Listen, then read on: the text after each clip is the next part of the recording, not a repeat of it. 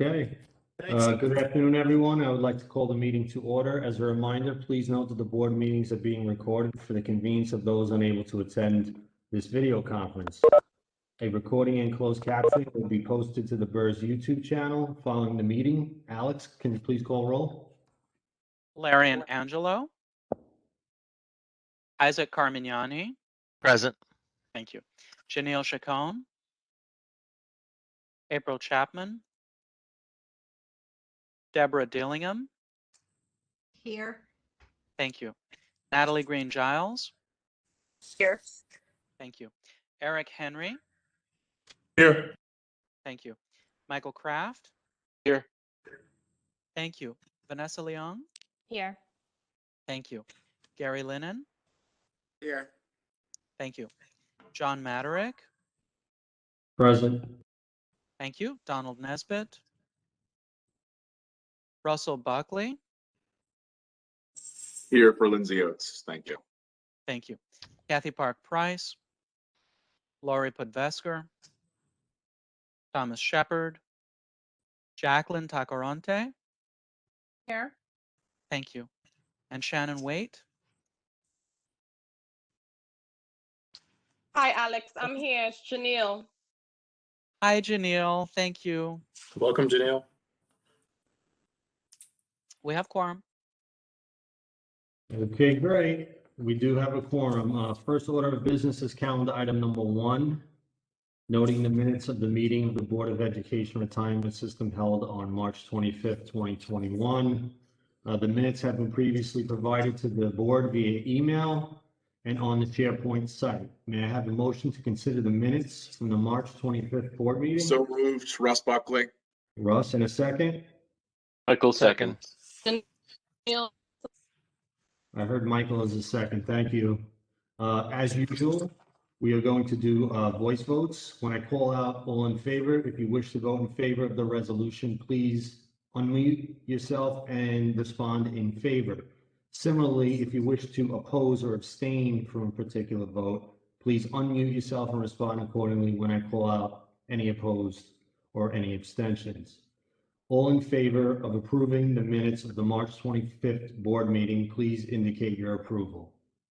Aye. Aye. Isaac, aye. Any opposed? Jacqueline, aye. Any opposed? Any abstentions? Motion carries. I abstain, Vanessa. Vanessa abstains. Thank you. I abstain also. Okay, that's Mr. Henry. He is abstaining.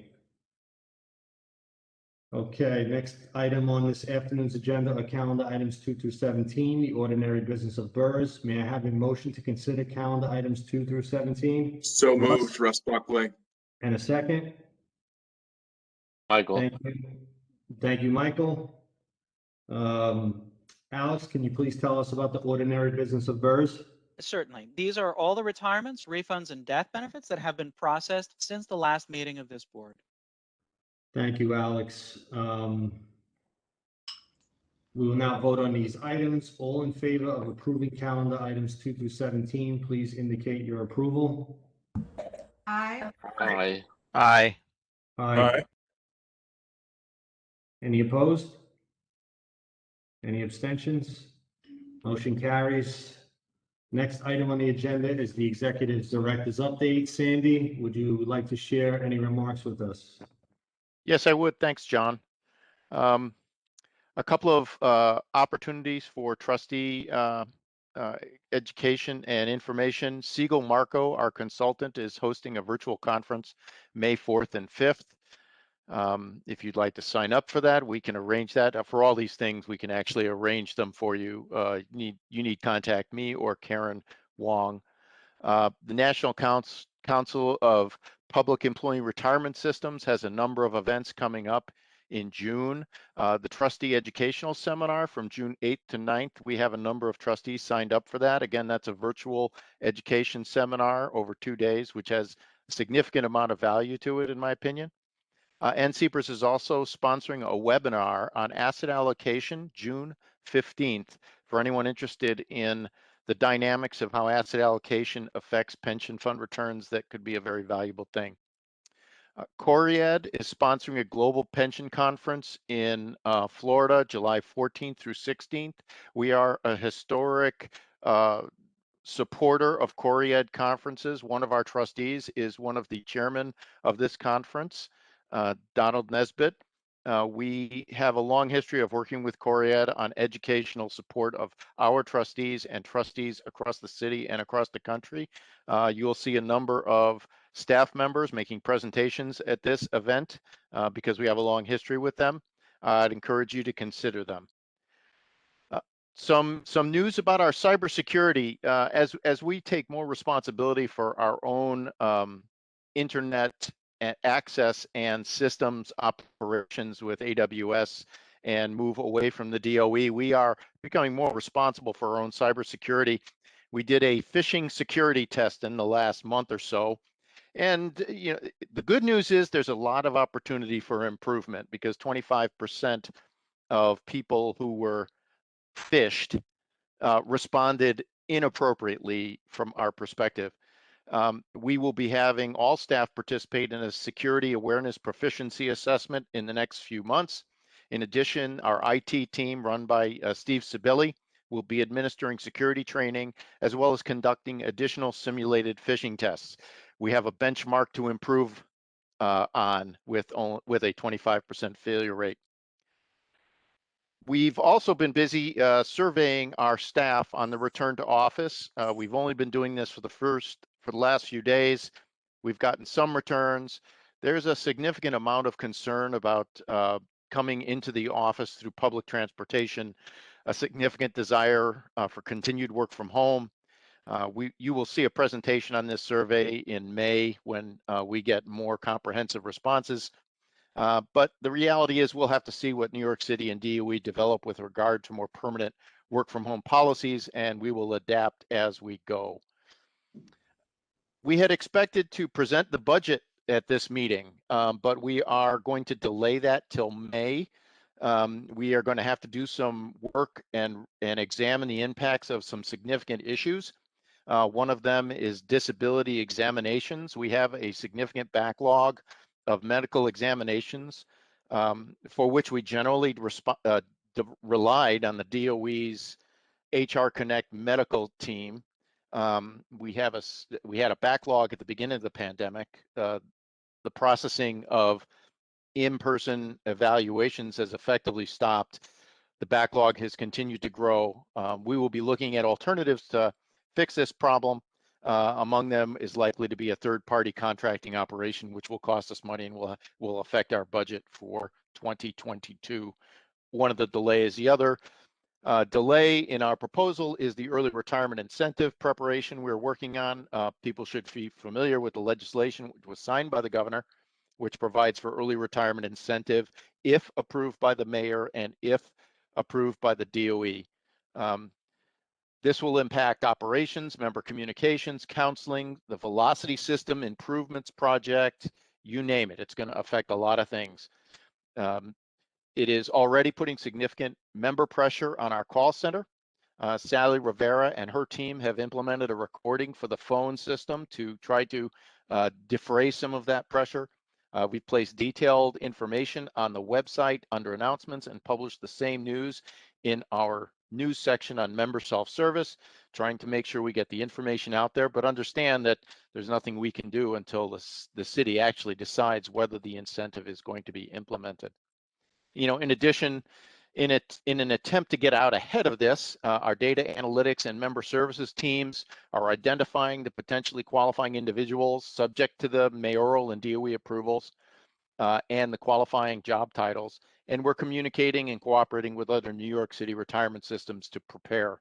We're evaluating options for processing a significant wave of retirements, including pre-auditing service credit for likely retirees, development of service improvements, system improvements, which may facilitate case processing, communications efforts to inform members when the approvals come, and reassigning staff, and potentially adding temporary help to manage the early retirement workflows.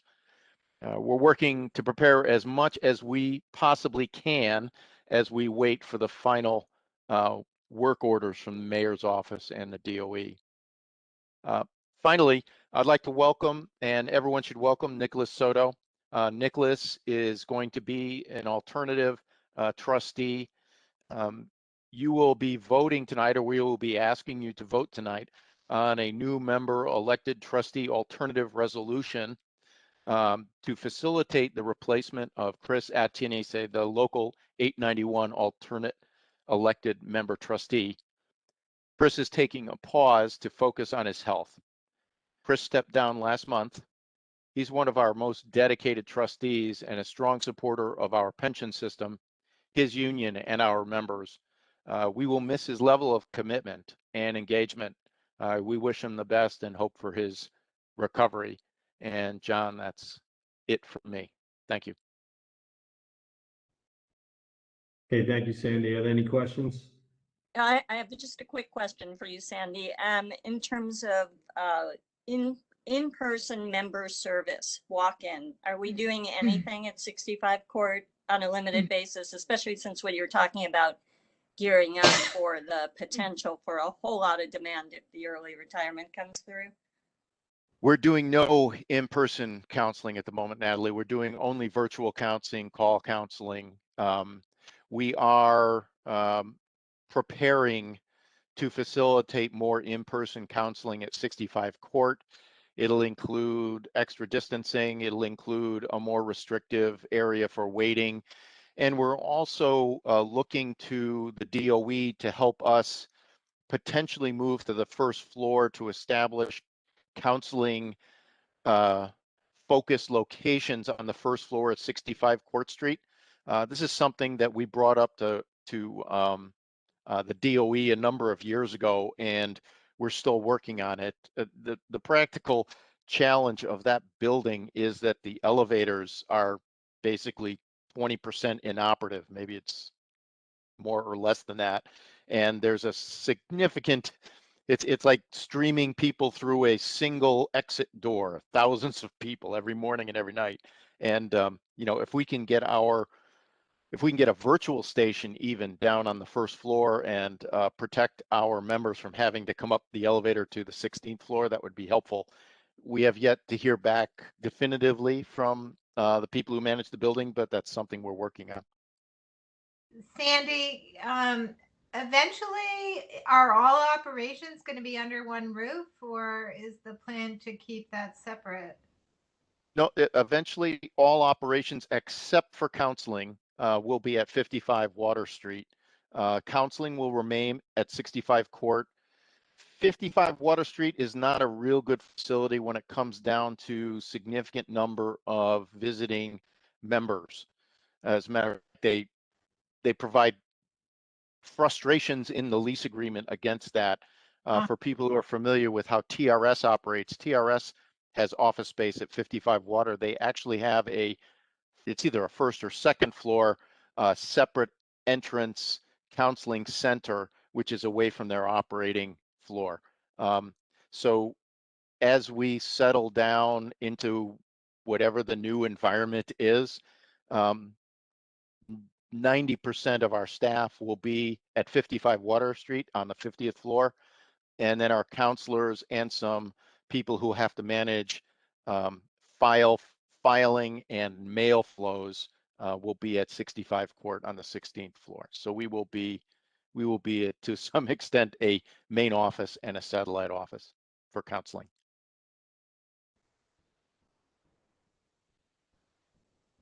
Any other questions for Sandy? Okay, great. The next item on the agenda is calendar item number 18, authorization to amend an agreement with BCA Research Incorporated to provide information services to the Board of Education Retirement System. May I have a motion to consider? So moved. Natalie, and second, I think I saw Michael's hand up. Yep. Thank you. Antonio, can you please tell us about this resolution? Absolutely. And can everyone hear me? Yes. Volume is a little low, but we can hear. All right, perfect. Thank you. So I'll speak a little louder. BCA Research is the leading independent provider of investment research.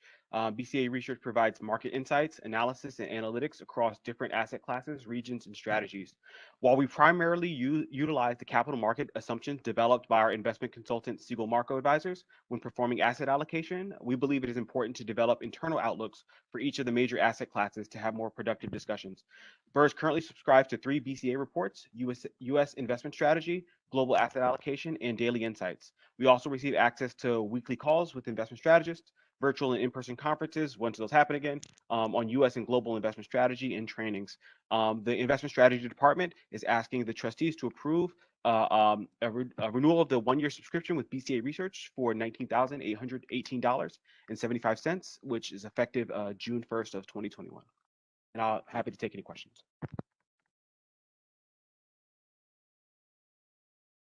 Quick question, Antonio. Can you just repeat? You said the value was at 19.8, beginning June 1st, but how long is the contract? Is it for? For 1 year. For 1 year. 1 year. Okay. Are there any other questions? Okay, thank you, Antonio. We will now vote on this item. All in favor of calendar item number 18, please indicate your approval. Aye. Approved. Aye. Aye. Aye. Aye. Any opposed? Any abstentions? Motion carries. The next topics for discussion belong in attorney-client session. May I have a motion to enter attorney-client? Russ, in a second. Second. Second, Don. Thank you, Don. Let's vote. All in favor of entering into attorney-client session, please indicate your approval. Approved. Approved. Aye. Approved. Aye. Any opposed? Any abstentions? Motion carries. Okay, we are now in attorney-client session. Please close the meeting off to the public and stop the recording. Okay, okay, I'm gonna admit everyone back in, okay? Okay. All right, you may proceed. Everybody's back in. And recording has started. We're now back in public session. The next item on the agenda is calendar item 19, amendment to the rules and regulations of the Board of Education Retirement System of the City of New York regarding a vacancy in the office of alternate employee member. May I have a motion to consider? So moved, So moved. Russ. Russ, in a second. Michael. Thank you, Michael. Alex, can you briefly describe this resolution? Certainly. This is a resolution, the rules and regulations of the Board of Education Retirement System in order to create a procedure for the replacement of an alternate employee member of the board until a special election can be held. Thank you, Alex. Is there any additional discussion on this matter from the board? Okay, we will now vote on this item. All in favor of calendar item number 19, please indicate your approval. I approve. Aye. Isaac, Approved. aye. Aye. Aye. Any opposed? Any abstentions? Motion carries. Next item on the agenda are investment items related that belong in executive session. May I have a motion to enter executive session? Moved. Thank you. And a second, Russ?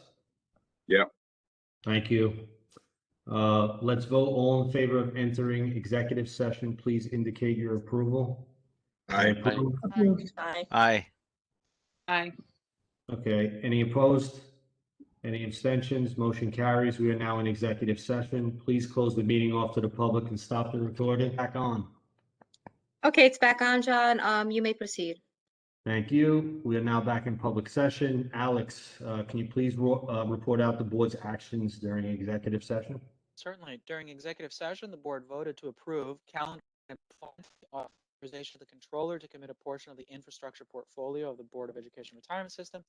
Calendar item 22, authorization to the controller of the City of New York to commit a portion of the real assets portfolio of BERS. The board also voted against calendar item 21, authorization of the controller to commit a portion of the private equity portfolio of BERS. That's it. Thank you, Alex. The next item on our agenda is calendar item number 23, authorization to the controller to conduct updated carbon footprint analysis. May I have a motion to consider? So moved, Russ? Russ. And a second? I thought I saw Michael. Vanessa's hand. Thank you, Vanessa. Antonio, can you please tell us about this? Absolutely.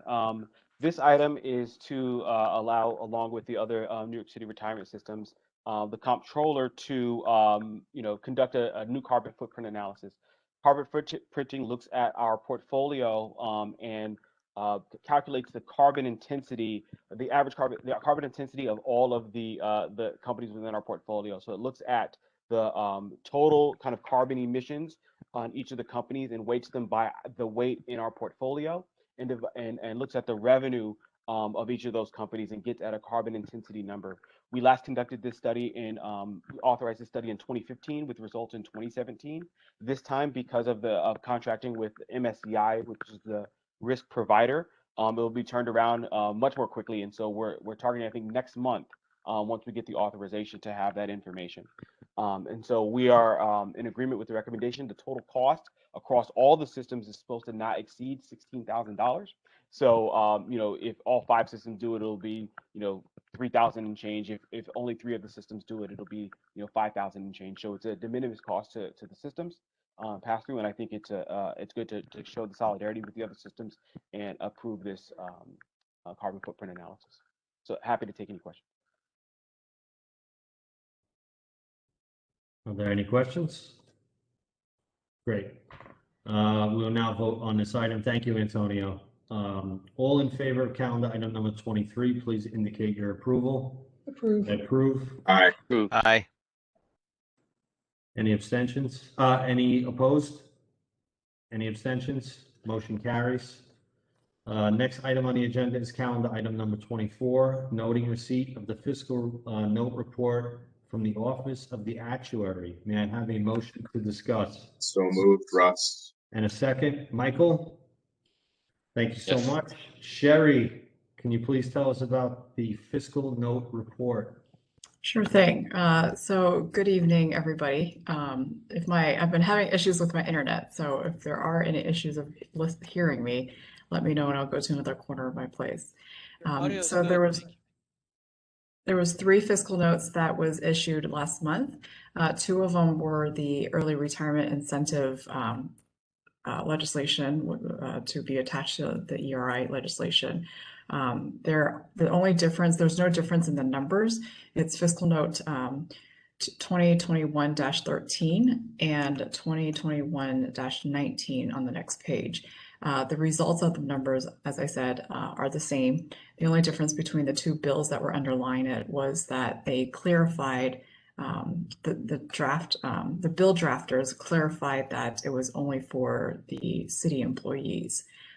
So again, the cost is for Part A, it's $11,600 in additional contributions per person, and for Part B, it was $30,100 per person.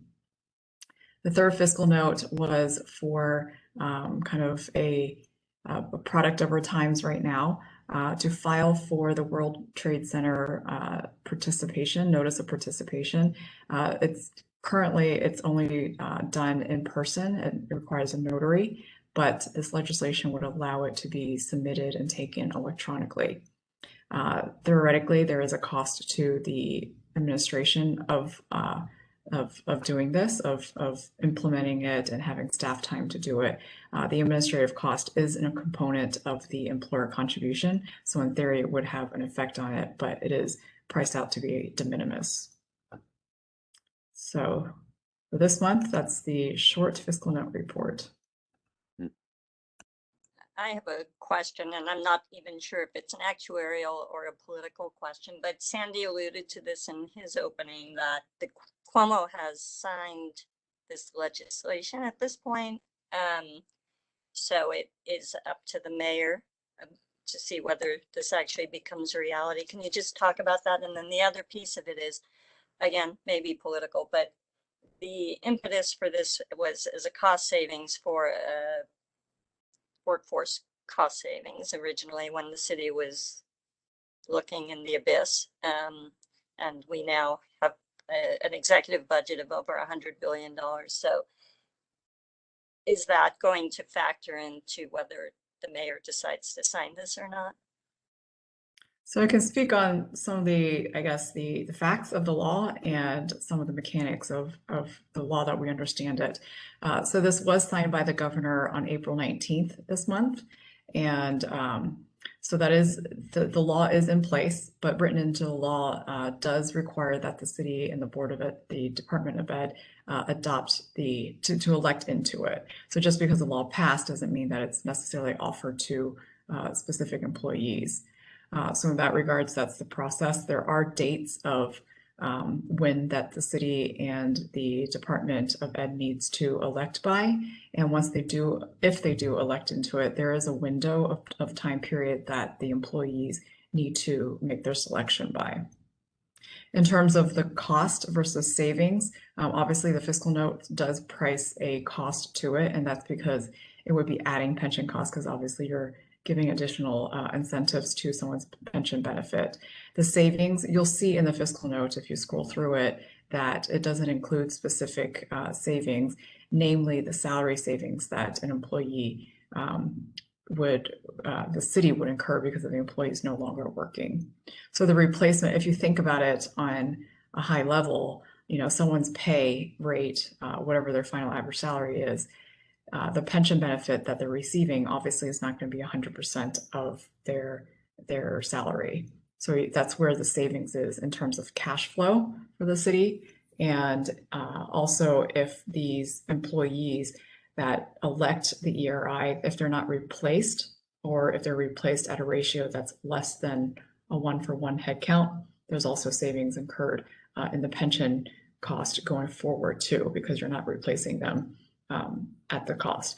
And also, even if there was a 1-to-1 replacement, you have to think that the new hires are tier 6 versus you know, folks that are electing this ERI tend not to be in tier 6. So they are more costly pension structure. They're part of the more costly pension structure. So you would be replacing someone at a smaller pension cost going forward. And I'll reserve I guess the political answers, if there are any, to other folks on this meeting. Thank you.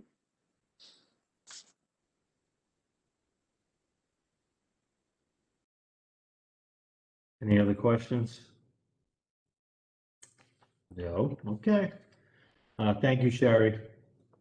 That concludes the agenda for this evening. The next meeting for the BERS Board of Trustees is scheduled for Thursday, May 27th. Details to follow. May I have a motion to adjourn? So moved. So moved. Isaac, and a second from Russ. All in favor of adjourning the meeting, please indicate your approval. I approve. Aye. Any opposed? Any abstentions? Motion carries. Thank you all. We are now adjourned. Have a good evening. See you guys soon. All right, Very much, everyone. folks. Take care. Evening. See you soon. Everyone, bye-bye. Bye.